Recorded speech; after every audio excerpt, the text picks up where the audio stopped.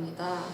이번 전시 주제인 상실의 시대는 무라카미 하루키의 소설을 읽고 제가 지금 이 시대를 살아가는 청년들의 이야기를 그리고 싶어서 정해본 주제예요. 이 주제의 그림은 소녀가 소녀를 위로를 하는 그림인데요. 저는 예전에는 남자를 그리지를 않았어요.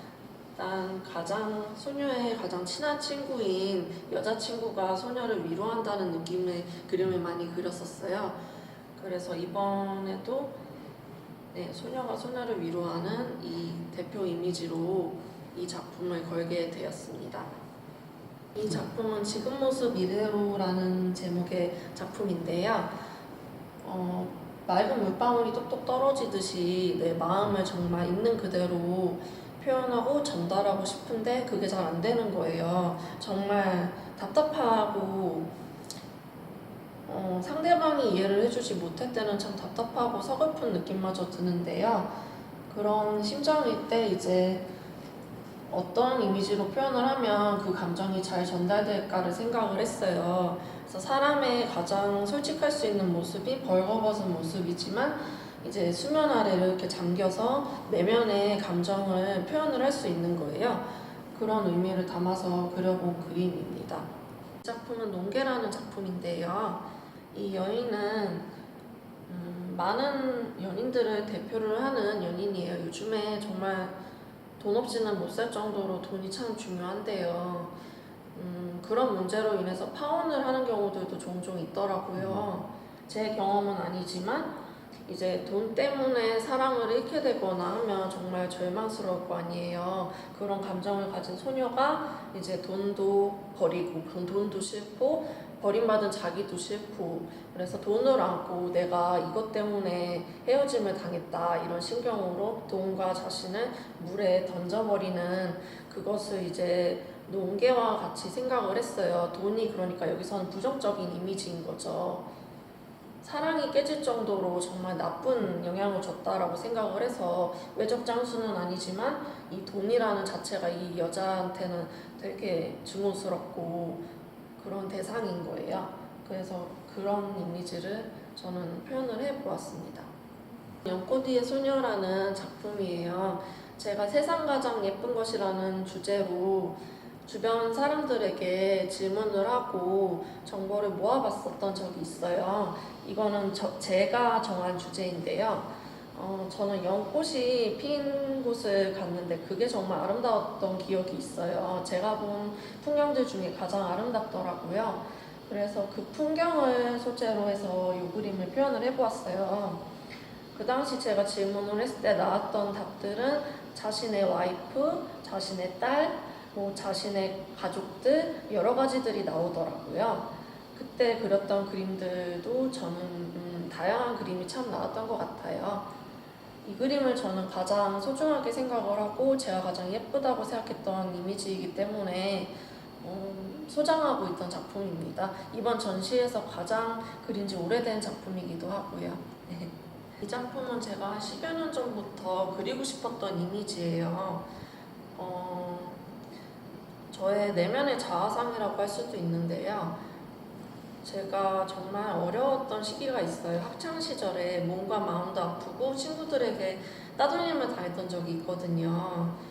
그래서 그 당시에는 진짜 말 없는 아이처럼 지냈던 것 같아요. 제목이 스피치레스인데 말을 잃은 사람이잖아요. 입을 단호하게 잘라버리고 그 입에서 이제 꽃이 피어나오기 시작하는 거예요.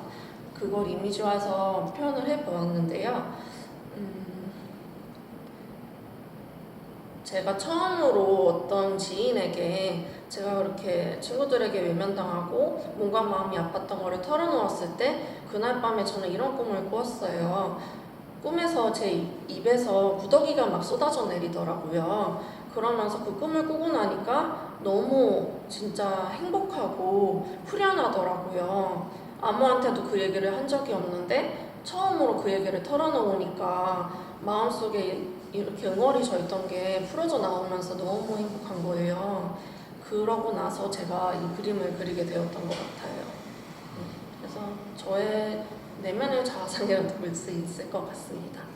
작품은 호기심이라는 작품인데요. 제가 제 나이 또래나 더 어린 친구들을 많이 많이 보았을 때 보통은 호기심을 가지고 연애를 시작을 하더라고요. 이 사람과 뭐 결혼을 하겠다 뭐 이런 거는 없고 이 사람은 어떤 사람일까? 뭐 재미있을까? 뭐 어떨까? 이런 호기심으로 시작을 하더라고요.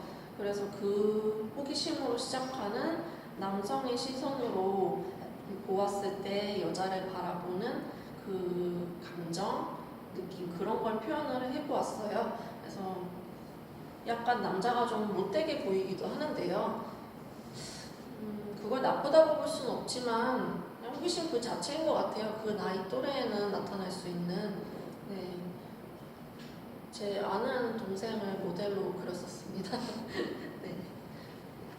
그리고 이 작품은 백일몽이란 작품인데요. 백일몽이 이루어질 수 없는 꿈인데 원뜻은 그런데 저는 긍정적인 백일몽으로 해석을 했어요. 꿈에서 너무 행복했는데 깨고 나면 꿈이잖아요.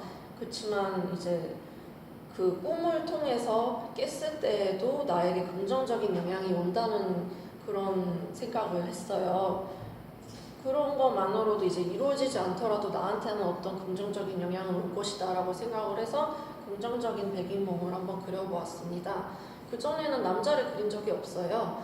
근데 이때 남자를 그리기 시작하면서 굳이 뭐 여자를 통해 위로를 받지 않더라도 남성으로서도 충분히 또 다른 위로도 받을 수 있고 좋은 관계를 맺을 수 있다고 생각을 해서 제가 그리는 소녀가 이제 좀 더 성장하기 위해 상대방인 남자를 그리기 시작을 했습니다. 네. 그림은 낙화라는 그림인데요. 자세히 보시면 참 슬픈 그림이에요.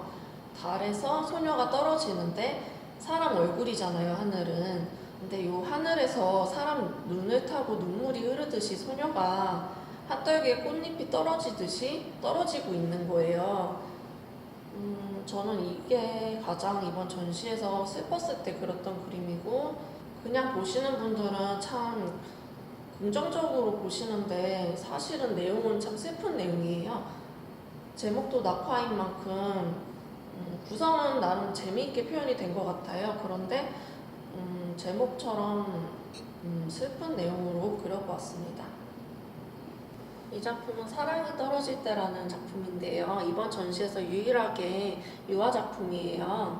유화를 선택한 이유는 조금 더 무거움이 느껴지고 질감도 있지만 나이프를 이용해서 표현을 했을 때 얹는 느낌도 좋고 해서 특별하게 이 작품만 유화로 표현을 해보았어요. 사랑이 떨어질 때라는 제목처럼 이제 또 제가 그리는 소녀가 나타났지만 다른 그림과는 다르게 괴로워하고 그 괴로움이 이제 과묵할 정도로 언어로서 표현되지 않고 과묵하게 표현하길 원했어요. 저는 색도 제가 그린 것 중에서는 꽤나 절제를 한 편인 거예요. 그러면서도 너무 어둡게 보이지는 않길 바랬어요. 색깔도 고민을 많이 했고 손을 과장되게 표현을 하여서 좀 단순화시켜보면 어떤 느낌이 들까 이런 실험적인 느낌도 있던 그림이에요. 저는 상당히 이번 작품 중에서는 조금은 다른 느낌의 방향이지 않을까 반응도 궁금했고요.